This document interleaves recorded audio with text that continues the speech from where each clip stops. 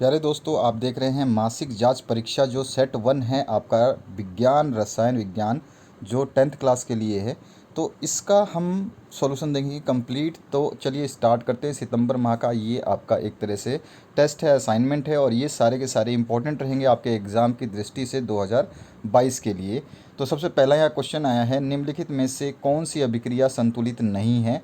अगर आप कोई भी क्वेश्चन पेपर का सॉल्यूशन चाहते हैं जो 2021 में आपके हो रहे हैं, तो आप उनके क्वेश्चन पेपर्स को हमारे व्हाट्सएप नंबर 8469022568 पर आप हमें साफ साफ फ़ोटो अगर भेज देंगे तो आपको उसका सॉल्यूशन जो है मिल जाएगा। तो ध्यान रखना, आपको जब भी आप अपना क्वेश्चन पेपर भेजें साफ भेजें, और इस नंबर पे 8469022568 व्हाट्सएप नंबर, इस पे आप अपना क्वेश्चन पेपर सेंड कर सकते हैं, उसका सॉल्यूशन आपको मिल जाएगा।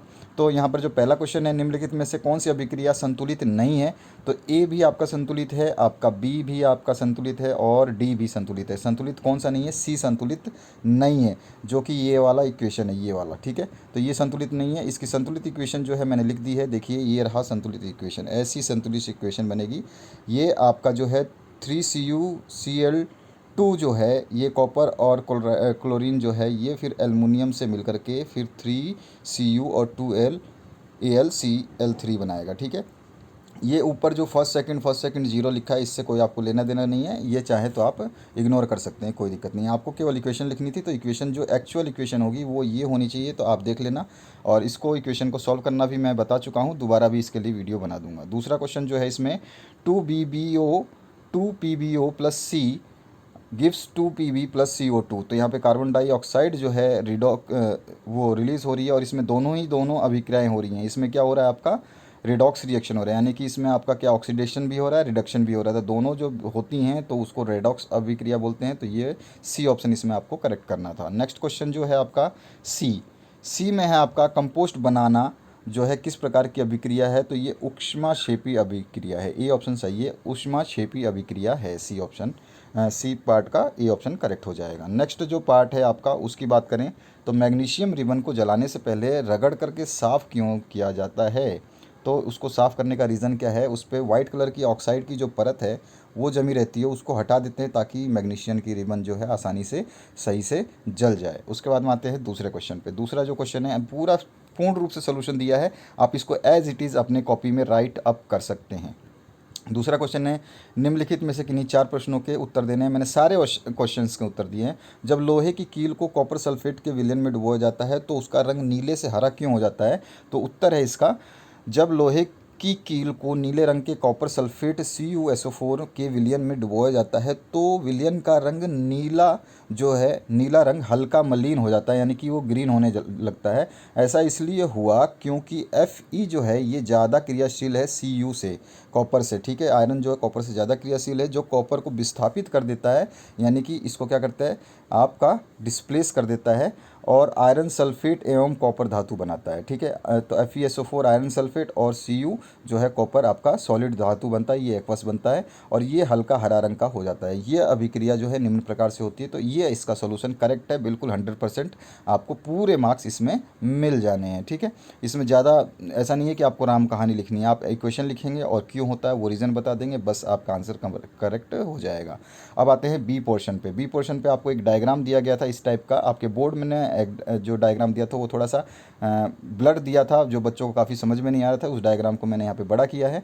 तो इसमें पहला जो क्वेश्चन पूछा गया है, चित्र में किस प्रकार की अभिक्रिया को दर्शाया गया है। तो ये अभिक्रिया है जो अवक्षेपण अभिक्रिया कहलाती है। यहाँ पे इसका आंसर लिखा हुआ है। ये जो पूरा डायग्राम है ये अवक्षेपण अभिक्रिया का डायग्राम है। इसके रिलेटेड 2 क्वेश्चन पूछे गए, एक नीचे भी पूछा गया है और एक ये पूछा गया, मैं बताऊँगा बाद में भी उसको भी। तो यहाँ पे बेरियम सल्फेट तथा सोडियम क्लोराइड का निर्माण हो रहा है, ये अवक्षेपण अभिक्रिया है। और बी क्वेश्चन पूछा है, इसी का पार्ट बी है। बी और सी दोनों पार्ट को सॉल्व करते हैं। इस अभिक्रिया में सफ़ेद अवक्षेपण का निर्माण होता है, उसका सूत्र तथा नाम लिखिए। तो उसका सूत्र जो है BaSO4 हो जाएगा, और उसका नाम जो है बेरियम सल्फेट हो जाएगा। तो ये आंसर है आपका इस क्वेश्चन का।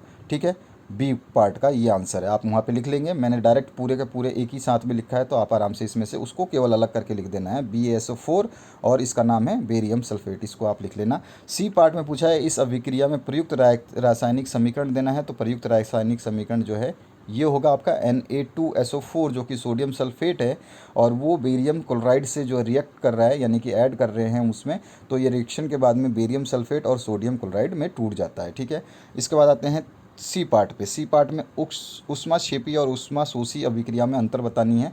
तो पहली आपका है जो इसमें ऊष्मा जो है मुक्त होती है, इसमें ऊष्मा को अवशोषित किया जाता है, इसमें ताप उत्पन्न होता है और इसमें ताप की कमी हो जाती है। इस अभिक्रिया में जो अभिकारकों की ऊर्जा जो है वो उत्पादों के सापेक्ष यानी उत्पादों से ज़्यादा होती है, और इसमें अभिकारकों की जो अभिकारकों की अभिक्रिया में ऊर्जा जो है उत्पादों के सापेक्ष यानी उत्पाद जो प्रोडक्ट बनेंगे उससे कम होती है। उसके बाद में चौथा जो है, इन क्रियाओं में वातावरण का ताप बढ़ जाता है। जहाँ पर ये क्रियाएं होती हैं, जिस जगह पे होती हैं, ज़्यादा क्रियाएं अगर करेंगे तो वहाँ पे वातावरण यानी एटमॉस्फेयर का ताप जो है बढ़ जाएगा, यानी कि वहाँ पे टेम्परेचर हाई हो जाएगा। सपोज़ करिए आप एक कमरे में 15 लोग हैं और इस टाइप के एक्सपेरिमेंट को कर रहे हैं, तो वहाँ का टेम्परेचर ऑटोमेटिक उस कमरे का राइज हो जाएगा। ठीक है, अब यहाँ पे संक्षारण किसे कहते हैं विस्तृत कर चर्चा करना है। तो जब कोई धातु जल और वायुमंडल के संपर्क में आती है तो नमी और वायु में उपस्थित ऑक्सीजन के कारण यह धातु ऑक्साइड और हाइड्रोक्साइड कार्बोनेट आदि में परिवर्तित हो जाती है, अर्थात धातु धीरे धीरे नष्ट होना शुरू हो जाती है, जिसे जंग लगना या फिर आपका संक्षारण कहते हैं। यह एक उपचयन अभिक्रिया है। कभी कभी एमसीक्यू में पूछा जाता है संक्षारण किस प्रकार की जो है अभिक्रिया है, तो अपचयन, उपचयन और आपका जो है रेडॉक्स कुछ भी दे देगा, तो आपका आंसर आना चाहिए उपचयन अभिक्रिया है। उदाहरण के लिए लोहे पर जंग लगना, चांदी का काला पड़ना, कॉपर व पीतल की सतह पर हरे रंग की परत बनना, ये सभी इसके उदाहरण हैं। और ये प्रमुख दो प्रकार की होती है, जिसमें रासायनिक अथवा शुष्क संक्षारण बोल सकते हैं और विद्युत रासायनिक अथवा नम संक्षारण बोल सकते हैं। ठीक है, और इसका मैंने एग्जाम्पल के रूप में आपको एक डायग्राम दिया है। इस डायग्राम को आप देखेंगे तो यहाँ पर जो है आपका यहाँ पे FeO3 बन रहा है। ठीक है ना, ये संक्षारण हो रहा है। यहाँ पे H2O वाटर है और एयर है, तो इन सभी से मिलकर के ये संक्षारण हो रहा है। और देखिए इसका इक्वेशन जो कभी पूछ ले कि जो लोहे में जंग लगना कौन सा रिएक्शन है, तो ये रिएक्शन जब भी आप देखेंगे तो आपको पता चल जाएगा कि लोहे में जंग लगा हुआ है। अगर ये MCQ में ये रिएक्शन आ गई तो आपको पता होना चाहिए कि ये MCQ में पूछा गया है, तो इसका राइट आंसर ये हो जाएगा। लोहे के जंग का रिएक्शन ये होता है। और इसको कैसे हम, जैसे आपका लोहा है, लोहा ऑक्सीजन के कॉन्टेक्ट में आएगा तो यहाँ पर आपका FeO3 बना देगा, और FeO3 फिर से आपका जो वाटर के कांटेक्ट में आएगा तो जंग लग जाएगा, तो रस्ट हो जाएगा। ठीक है, ये इक्वेशन होती है। ये इक्वेशन भी महत्वपूर्ण है, आपको याद रखने की ज़रूरत है। इसके बाद ई पूछा गया है आपसे, संयोजन, वियोजन, विस्थापन, द्विविस्थापन और रेडॉक्स अभिक्रिया के एक एक उदाहरण दे। तो मैंने यहाँ पे डेफिनेशन भी लिखी है, उदाहरण भी लिख दिया है। पहला है संयोजन अभिक्रिया। तो रासायनिक अभिक्रिया जिसके दौरान दो या दो से अधिक पदार्थ आपस में जुड़कर, मिलकर या अभिकृत होकर एक नए पदार्थ का निर्माण करते हैं, संयोजन अभिक्रिया कहलाते हैं। इसमें जैसे कि 2H2 प्लस O2 है, तो यहाँ पर 2H2O बन जाएगा। यहाँ पे देखिए ऑक्सीजन जो है इससे मिल गया, और C प्लस O2 मिल जाएगा तो CO2 बन जाता है। तो ये दो उदाहरण मैंने दे दिए यहाँ पर, आपको जो भी मर्जी आप यूज़ कर सकते हैं। विनियोजन अभिक्रिया में क्या होता है, इस अभिक्रिया के दौरान जो है पदार्थ, जो एक पदार्थ है वो दो पदार्थों, ये दो प्रोडक्ट में टूट जाता है, और इसमें जो है टूटने के बाद में जो है ऑक्सीजन जो है अलग हो जाती है इसमें। तो यहाँ पर जो है देखिए CO2 और H2O जो है दोनों अलग अलग हो रहे हैं, ये रिएक्शन हो गया। इसके बाद विस्थापन अभिक्रिया जो है डिस्प्लेसमेंट रिएक्शन जो हो जाता है, डबल डिस्प्लेसमेंट नीचे देखेंगे। डिस्प्लेसमेंट में क्या होता है आपका कि इस धातु में से, जो कंबाइंड धातु है, इसमें से कोई भी एक तत्व जो है डिस्प्लेस होकर दूसरे के साथ जुड़ जाता है। तो यहाँ पे SO4 Fe के साथ जुड़ गया और Cu अलग हो गया। यहाँ पर देखेंगे Zn के साथ SO4 जुड़ जाएगा और Cu अलग हो जाएगा। तो इस तरह की अभिक्रिया को विस्थापन या डिस्प्लेसमेंट रिएक्शन कहते हैं। द्विविस्थापन में डबल डिस्प्लेसमेंट होता है, यानी कि दोनों की एक एक पार्ट टूट के दोनों में जुड़ जाता है, यानी कि इसका Ba का SO4 इसमें जुड़ जाएगा और इस Ba का Cl2 इसमें जुड़ जाएगा। तो यहाँ पे देखिए आप, यहाँ पे रिएक्शन बनी हुई है। उपचयन एवं अपचयन यानी रेडॉक्स अभिक्रिया जो है उसको क्या बोलते हैं, तो इसमें क्या होता है, दोनों ही चीज़ होती हैं।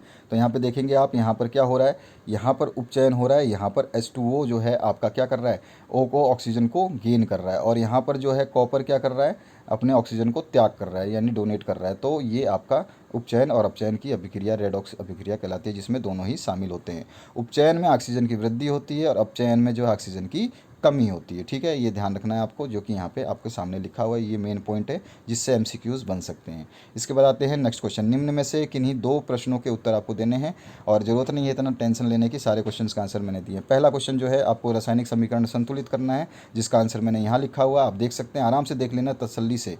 दूसरा क्वेश्चन बी ऑप्शन है H2S वाला, तो इसका ऑप्शन मैंने यहाँ पे आंसर लिखा है, इसको आप देख सकते हैं। ठीक है, इसके बाद में तीसरा NaCl वाला, इसका आंसर मैंने यहाँ लिखा है, तो आप इसको भी देख सकते हैं। BaCl2 इसका आंसर जो है मैंने यहाँ पे लिखा है BaCl2 का, तो यहाँ पे आप इसको देख सकते हैं। और H2O ये तो पहले ही हमने ऊपर देख लिया था, लेकिन फिर भी मैं आपका क्वेश्चन में ही ये इसका आंसर सही है, लेकिन मैंने फिर भी इसको यहाँ पे लिख दिया। तो ये पांचों रिएक्शंस के आंसर्स मैंने यहाँ पे लिख दिए हैं। इसको बाद में समझा दूंगा दूसरे वीडियो में, जैसे कि आपका कैसे कैसे समीकरण को हम संतुलित करते हैं। उसके लिए मैंने बहुत पहले वीडियो बनाया था, तो वो वीडियो के बजाय मैं आपको लेटेस्ट वीडियो ही बना के दे दूंगा। सेकंड जो क्वेश्चन है इसमें इसी का पार्ट है, जो ए और बी पार्ट में टूटा हुआ है। पहला पार्ट है कैल्शियम क्लोराइड और plus carbon dioxide, calcium carbonate plus जल, तो उसको हमें संतुलित करना है। तो ये आ जाएगा आपका ए पार्ट में, ये संतुलित हो जाएगा कैल्शियम हाइड्रोक्साइड और कार्बन डाइऑक्साइड, तो कैल्शियम कार्बोनेट और जल देगा। दूसरा जो है आपका एल्युमिनियम और कॉपर क्लोराइड, जो आपका एल्युमिनियम क्लोराइड और कॉपर देगा। तो ठीक है, ये दोनों इक्वेशन हमने बना दिए, दोनों ही संतुलित हैं। ठीक है, आगे बढ़ते हैं नेक्स्ट क्वेश्चन की तरफ, जो है आपका वियोजन अभिक्रिया को संयोजन अभिक्रिया के विपरीत क्यों कहा जाता है। इन अभिक्रियाओं के लिए समीकरण आपको लिखना है। तो वियोजन अभिक्रिया का संयोजन अभिक्रिया का विपरीत इसलिए कहा जाता है क्योंकि वियोजन अभिक्रिया में रिएक्टेंट्स जो अभिकर्मक होते हैं विघटित होकर के दो या दो से अधिक उत्पाद में प्रोडक्ट में टूट जाते हैं, बन जाते हैं। ठीक है, और जबकि संयोजन अभिक्रिया में दो या दो से अधिक अभिकर्मक जो है परस्पर संयोग करके एक ही उत्पाद बनाते हैं, जो कि हमने ऊपर देखा था अभी। तो यहाँ पर वही चीज़ बताई गई है, संयोजन अभिक्रिया क्या होती है और वियोजन अभिक्रिया क्या होती है, और इसके दो एग्जाम्पल आप लिख सकते हैं इस टाइप में। तो ये आपका कंप्लीट सॉल्यूशन है। ठीक है, तो ये आपका आंसर हो गया, जो कि मैंने पहले डिस्कस किया था, इसलिए डिस्कस नहीं कर रहे हैं। अवक्षेपण अभिक्रिया से आप क्या समझते हैं, उदाहरण देकर समझाइए। तो अवक्षेपण अभिक्रिया का जो फ्लास्क वाला, जो आपका बीकर वाला, जो हाथ वाला जो डायग्राम है वही है। तो यहाँ पर जब दो विलय को मिलाया जाता है तो उनकी अभिक्रिया से श्वेत रंग यानी वाइट रंग का पदार्थ का निर्माण होता है, जो विलयन में या जल में विलय अविलय होता है, उसमें मिलता नहीं है, और ये अविलय पदार्थ को हम अवक्षेप कहते हैं। और इस अभिक्रिया को अवक्षेप का निर्माण जिसमें होता है, इसको अवक्षेपण अभिक्रिया कहते हैं। जो हमने अभी रिएक्शन देखा था सोडियम सल्फेट और बेरियम क्लोराइड का, जो कि बेरियम सल्फेट और सोडियम क्लोराइड में टूटता है। यहाँ पर Ba+2+ और SO2-4 जो है, ये आपका अभिक्रिया से BaSO4 यानी कि ये बेरियम सल्फेट जो है बनता है, ये अवक्षेप का निर्माण करता है। और अन्य जो बाकी आपका सोडियम क्लोराइड है, ये निर्माण जो है उसमें विलय रहता है। ठीक है, अलग नहीं होता। तो ये हो गया इसका आंसर। और आते हैं हम नेक्स्ट, ऑक्सीजन के योग ह्रास के पदों के हिसाब से आपको दो चीज़ों को बतानी है। तो एक चीज़ हो गई आपकी उपचयन और दूसरा हो गया अपचयन। तो उपचयन है किसी अभिक्रिया के समय जब किसी पदार्थ में ऑक्सीजन की वृद्धि होती है या हाइड्रोजन का ह्रास होता है, तो उस अभिक्रिया को उपचयन या ऑक्सीकरण अभिक्रिया कहते हैं, जिसके हमने 3 यहाँ पे एग्जाम्पल लिखे हैं। आप तीनों एग्जाम्पल को याद रखेंगे ताकि आपको बाद में ये काम आ सकें। इसके बाद में अपचयन अभिक्रिया, तो सेम जस्ट उसका अपोजिट होता है। जब किसी अभिक्रिया में किसी पदार्थ में ऑक्सीजन का ह्रास या हाइड्रोजन का योग होता हो, तो उससे अपचयन या अवकरण अभिक्रिया कहते हैं। जैसे कि आपका यहाँ पर देख रहे हैं आप CuO+H2O, तो Cu अलग हो जाता है और H2O अलग बन जाता है। तो इस तरह से ये पूरा का पूरा इक्वेशन है। तो आशा करता हूँ इस वीडियो से आपको काफ़ी हेल्प मिलेगी, जो कि सॉल्यूशंस आपको दिए गए हैं।